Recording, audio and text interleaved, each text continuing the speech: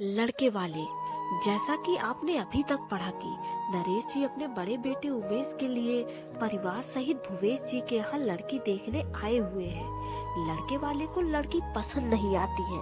उमेश की माँ बीना जी लड़की सुब्रा को सूट पहनकर और बिना मेकअप के आने को कहती है।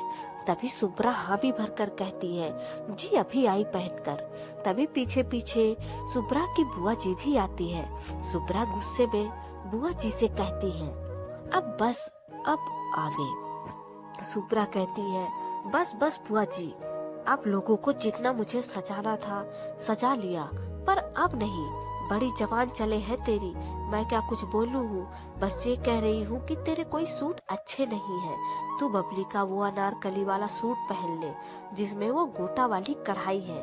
बुआ जी, अब जो कुछ पहनना है मैं अपनी मर्जी से पहनूंगी। तभी पीछे से भुवेश जी डंडा संभालते हुए आए। देख रहे हैं भाई साहब, कितनी जबान खुल गई है इसकी।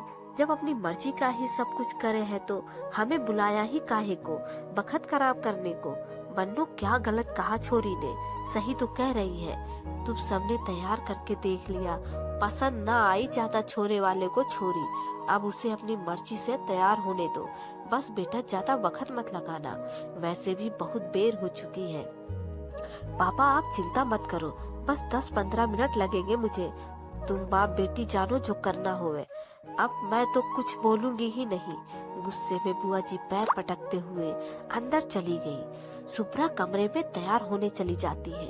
इधर बैठक में दादा नारायण जी का बाजा चालू है। वो लड़के वालों से कहते हैं, जब तक लाली तैयार होकर आ रही है भोजन कर लो आप लोग। दादाजी का खौफ तो अब लड़के वालों को भी हो चुका है। ताऊ रमेश जी कहते हैं, जैसी आपकी इच्छा।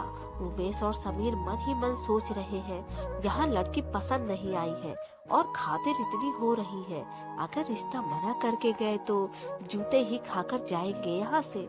सभी के चेहरे बुझे हुए हैं। सबसे ज्यादा बेचारा उमेश परेशान है। तभी दादा नारायण जी जोरदार आवाज में दहाड़ते हैं, रोटी ले आओ बन्नो। बबीता कहाँ चली गई सब, बखत पे सब बहरी हो जावे हैं। बुआ बन्नो जो नाराज हो चुकी है, पिताजी की दहाड़ भरी आवाज सुन फुर्ती से आंसू पोंछ चिल्लाती है, लाए पिताजी 2 मिनट बस। फिर रसोई घर से कहीं बर्तनों के गिरने, घर की औरतों के चूड़ियों की आवाज आने लगती है। 5 मिनट के अंदर भोजन थाल आ जाते हैं, जिसे घर की बड़ी बहू की लड़की लाती है। समीर की नजर अचानक से उस लड़की के चेहरे पर जाती है। वो तो समीर को देख देख कर शर्मा रही थी, कभी हंस रही थी। सबके सामने भोजन थाल रख वो लड़की अपनी चुन्नी को मुंह में दबाए समीर की तरफ देख मुस्कुरा कर अंदर चली गई। उमेश यह सीन देख समीर के चेहरे को देखता है, जिस पर 12 बजे होते हैं। समीर मन ही मन सोचता है, यहाँ भैया का रिश्ता तो हो नहीं पा रहा, घर के लोग मेरे पीछे पड़ गए। तभी बाकी घर के सदस्य एक एक कर खाने की तरह तरह के व्यंजन लाकर परोसने में लगे हैं। अब तक छोटे आलू की सब्जी जिसमें इक्का दुक्का पनीर के टुकड़े भी दिख रहे हैं, आलू गोभी की सब्जी, भरवा करेला, भरवा बैगन, भरवा कुंदरू, भरवा मिर्च, बूटी का रायता, उड़द की दाल, पुलाव, 2 तरह की पूरी, दाल की कचौड़ी, सलाद था। नरेश जी, रमेश जी सभी लड़के वालों को इतने पकवान देखकर एक दूसरे की तरफ देखते हैं। रमेश जी नारायण जी से कहते हैं, अब शुरू कर सकते हैं या नहीं। मीना जी मन ही मन सोची कि बुढ़ऊ हाथ पर हाथ रखकर कुछ बोल क्यों नहीं रहे। नारायण जी अब अपने पलंग से उठते हैं। उन्हें देख लड़के वाले घबरा जाते हैं कि ऐसा भी क्या कह दिया रमेश जी ने कि बुढ़ऊ जो 2 घंटे में अपने पलंग से टस से मस नहीं हुए, अब उठकर हमारे पास ही चले आ रहे हैं। अपनी धोती संभालते हुए वो लड़कों वालों के पास सामने रखी मेज के खाने को घूर कर देखते हैं। मुंह पर उंगली रख कुछ गुड़ा भागकर फिर दहाड़ते हैं। समीर, उमेश नारायण जी की दहाड़ती आवाज अपने कानों के बिल्कुल पास सुन अपनी जगह से उठ खड़े होते हैं। नारायण जी कहते हैं, तुम लोग क्यों खड़े हो गए? जी दादाजी, बस इतना कह दोनों अपनी जगह फिर संभाल लेते हैं। सुन रहा कलुआ, कहाँ मर गया? नारायण जी गुस्से में बोले। हाँ बोलो बाबूजी, क्या हुआ? जे दही भूरा कहाँ है? अभी तक परोसा ही नहीं ने। मैं ना ध्यान दूं तो ये लोग सब काम गलत कर देवे। जा लेके आ, ये भोजन शुरू करे, फिर आप लोग ठहरो। दही भूरा आ जाए तब शुरू करियो। नरेश जी रमेश जी एक दूसरे की तरफ लाचार नजरों से देख सोचते हैं, इतने पकवान के बाद भी अभी दही बूरे की कमी रह गई है। धन्य है इस घर के लोग। इतना खाना खाकर प्रेशर आया तो बड़ी परेशानी हो जाएगी, पर क्या करते लड़के वाले बेचारे। दादाजी के आगे किसी का जोर नहीं था। पूरा भोजन आ चुका था। तभी समीर बोला, दादाजी अब तो शुरू करें। रुक लाला, पूड़ी इतनी देर की धरी है, ठंडी हो गई है। बबीता गर्म पूड़ी लेकर आ जल्दी।